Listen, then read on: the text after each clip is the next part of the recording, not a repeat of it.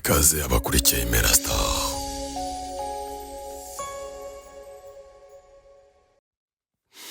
Reka amakuru y'uyu munsi tuyahere kuri iyi nkuru ivuga ko u Rwanda na RDC byemeranyijwe ku ngingo zigize amasezerano y'amahoro. Itsinda rya tekinike y'u Rwanda n'irya Repubulika Iharanira Demokarasi ya Kongo byemeranyijwe ku ngingo ngari zigize amasezerano y'amahoro hagati y'ibihugu byombi.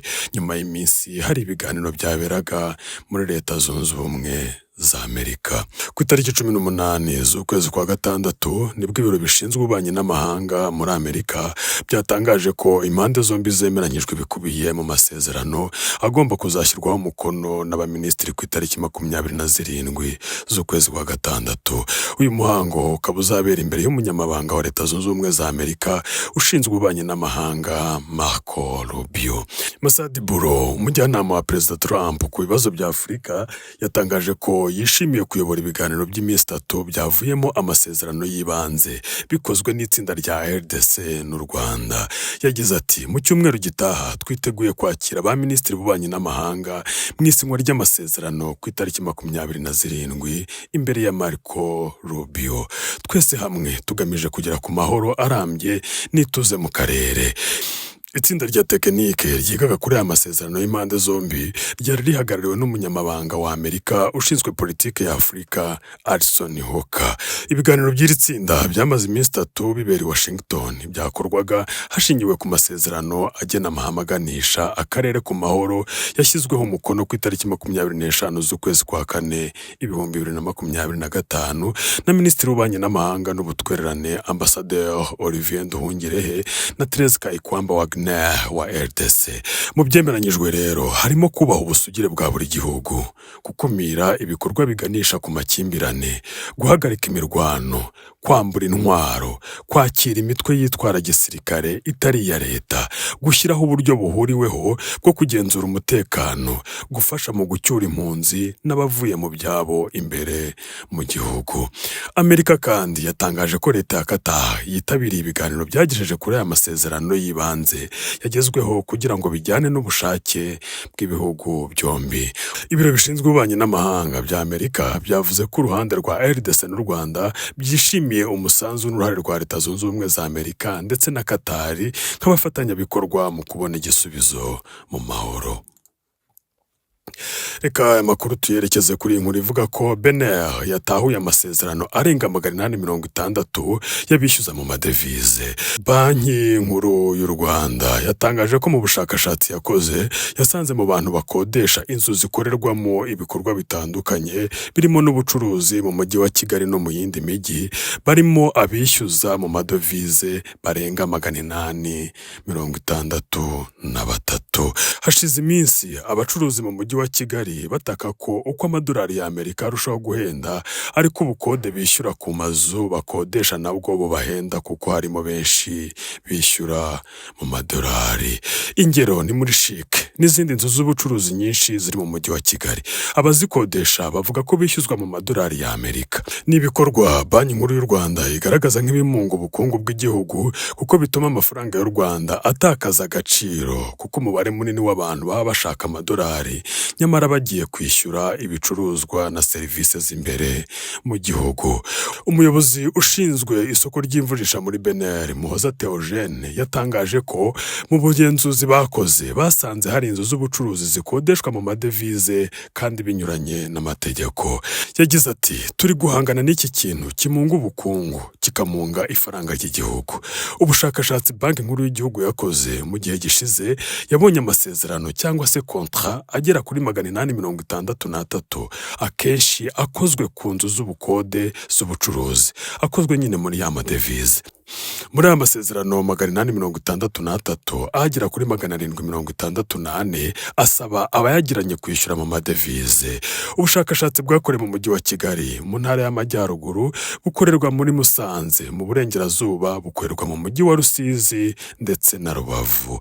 Muhoza Theogene yagize ati, ayo ni amakuru Banki Nkuru y'u Rwanda ifite, ari nayo mpamvu yabonye ko hakwiye kujyaho ibwiriza nk'iri. Tukimara kubibona abantu twarababuriye bahuriye, kuko ubwa mbere turabanza tukigisha, kuko umugambi wacu ni uko abantu bahinduka kugira ngo ubukungu bw'igihugu cyacu butajegajega.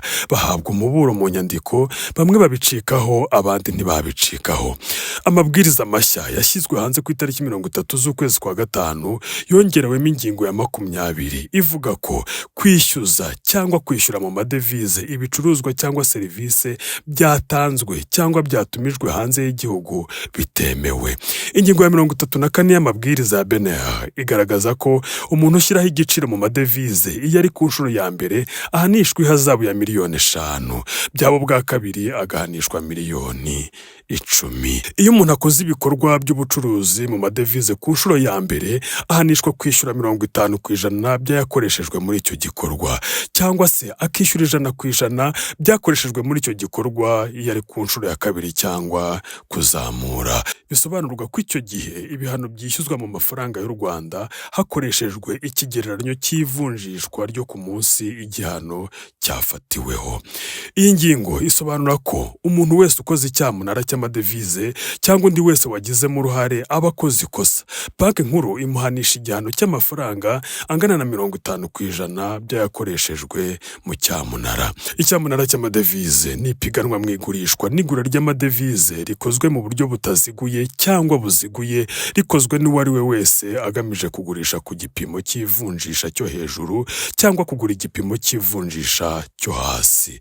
Umuntu utishyuye amafaranga y'igihano kuri konti yahawe na banki nkuru mu minsi 15 uhereye ku munsi yamenyeshejweho igihano ashyikirizwa ibiro by'amakuru ku myenda kandi agahanishwa 1% ry'amafaranga y'igihano buri munsi w'ubukererwe kugeza igihe yishyuye amafaranga yose. Ingingo ya 37 iha buri wese inshingano zo kumenyesha banki nkuru amakuru azi cyangwa yamenyeshejwe yerekeye ibikorwa byo kuvunjisha amadevize mu buryo butemewe. Twerekeje mu mahanga, Zakharov w'Uburusiya ati Trump niwe mutegetsi wa mbere ubashije kubwiza abanyamerika ukuri. Umuvugizi wa Minisiteri y'Ububanyi n'Amahanga y'Uburusiya Maria Zakharova yavuze ko Leta Zunze Ubumwe za Amerika zifite ibibazo byinshi bikomeye imbere mu gihugu, kandi ko Perezida Donald Trump ariwe mutegetsi wa mbere w'icyo gihugu mu myaka myinshi ishize wemeye ku mugaragaro ko ibyo bibazo bihari. Ibi Zakharova yabigarutseho mu kiganiro yagiranye n'umunyamakuru Rick Sanchez ku itariki 18 z'ukwezi kwa gatandatu 2025. Zakharova yavuze ko Uburusiya bugifite icyizere nubwo ari gike cyo kongera kuzahura umubano na Amerika, bitewe n'uko Perezida Trump byibura yatangaje ku mugaragaro ko intego ye ari yo gukiza Amerika aho kwivanga mu bibazo by'imbere mu bindi bihugu. Yagize ati kera kabaye habonetse umuntu winjiye muri White House utavuga ibindi bice by'isi cyangwa ngo yivange mu bibazo by'amatsinda atandukanye yo ku migabane itandukanye. Niwe wa mbere mu myaka myinshi ubwiye abanyamerika ndetse n'isi yose ko Amerika ifite ibibazo bikomeye cyane bisaba gukemurwa. Uyu mugabo yari afite byose: amafaranga, izina, gukundwa, uburumbuke, umuryango, byose yashakaga yari abifite.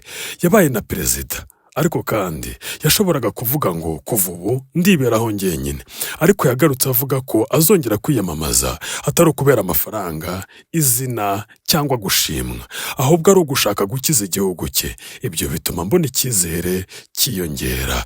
Zakharova yanagarutse ku cyo yise imvugo ya Trump ku bijyanye n'igitsina nk'ikimenyetso cy'uko ibintu bishobora kongera kugaruka mu buryo mu muryango ny'Amerika. Zakharova yagize ati buri muntu yemewe kwiyumva uko ashaka. Ushaka kwiyumva nk'ameza ni uburenganzira bwawe. Ushaka kuba imbwa eshatu icyarimwe birakureba. Ushobora no gushaka ubuvuzi cyangwa ukabureka, ariko umugabo n'umugore nibo bonyine baremwe. Kuva yatorerwa kongera kuyobora Amerika, Trump yagaragaje ko ikimushishikaje mbere y'ibindi ari ugukemura ibibazo by'imbere muri Amerika kuruta kwivanga muri politike z'ibindi bihugu. Reka amakuru yacu tuyasoreze kuri inkuru ivuga ko ibihugu by'i Burayi bigiye kuganira na Iran ku ikoreshwa ry'ingufu za nucleaire. Abaminisitiri b'ububanyi n'amahanga bo mu Bwongereza, Ubudage n'Ubufaransa bagiye guhurira na mugenzi wabo wa Iran i Geneve mu Busuwisi, aho bazaganira ku ngingo ijyanye n'ikoreshwa ry'ingufu za nucleaire. Biteganyijwe ko aba bayobozi bazahura ku itariki 20 z'ukwezi kwa munani 2025. Bazabanza kuganira n'umuyobozi ushinzwe politike mpuzamahanga mu muryango w'ubumwe w'Uburayi EU Kaja Kallas mbere yo guhura na minisitiri w'ububanyi n'amahanga wa Iran. Ni ibiganiro abo bayobozi bagiye guhuriramo mu gihe hashize iminsi 7 Israel itangaje intambara kuri Iran. Ibitero abi Tel Aviv bavuze ko ari byo kuburizamo umugambi wa Iran wo gukora intwaro za kirimbuzi hifashishijwe ingufu za nucleaire. Ni intambara imaze kwangiza byinshi birimo guhitana bamwe mu bayobozi bakuru ba Iran barimo umugaba mukuru w'ingabo Ali Shadman wari umaze iminsi 4 gusa ashyizweho asimbuye Mohamed Bagheri nawe wari wamaze kwicwa na Israel. Kugeza ku itariki 18 z'ukwezi kwa gatandatu hari hamaze gupfa abarenga 230 ku ruhande rwa Iran n'abagera kuri 25 ku ruhande rwa Israel. Ibiganiro bigiye guhuza Iran nabo mu Burayi byagizwemo uruhare n'ibindi bihugu birimo Leta Zunze Ubumwe za Amerika. Impamvu nyamukuru yabyo ni ukumvisha abita Iran ko bakwiye kugaragaza ko bazakoresha ingufu za nucleaire mu bikorwa bitagamije inabi, ni ukuvuga hatagamijwe gucura intwaro za kirimbuzi. N'ibiganiro kandi bizakurikirwa n'ibindi bitomoye bizagirwamo uruhare n'inzobere kuri iyo ngingo, aho zizakora isesengura ku ngufu za nucleaire n'ibibazo zateza. Chancelier w'Ubudage Friedrich Merz yaraherutse kugaragaza ko ashyigikiye ibitero bya Israel ndetse agaragaza ko Iran ikwiye kumanika amaboko bitaba ibyo igahura n'ingaruka zikomeye zirimo gusenyuka burundu. Ku itariki 18 z'ukwezi kwa gatandatu Johann de Poel ni minisitiri w'ububanyi n'amahanga w'Ubudage nawe aherutse kugira inama Iran avuga ko ikwiye gushaka igisubizo gitanga icyizere ku bijyanye n'ikigamije gukoresha ingufu za nucleaire. Yagize ati ntabwo amazi ararenga inkombe, ibiganiro biracyashoboka. Ariko kandi nubwo Israel ivuga ko igambiriye kuburizamo umugambi wa Iran wo gukora intwaro za kirimbuzi, Iran barabihakana bakagaragaza ko nta gahunda bafite yo gukoresha ingufu za nucleaire ku mpamvu za gisirikare. Munyemerere tubashimire mwe mwese mwari mudukurikiye. Amakuru yacu nakagaruka, muhahe muronke kandi mugire umunsi mwiza.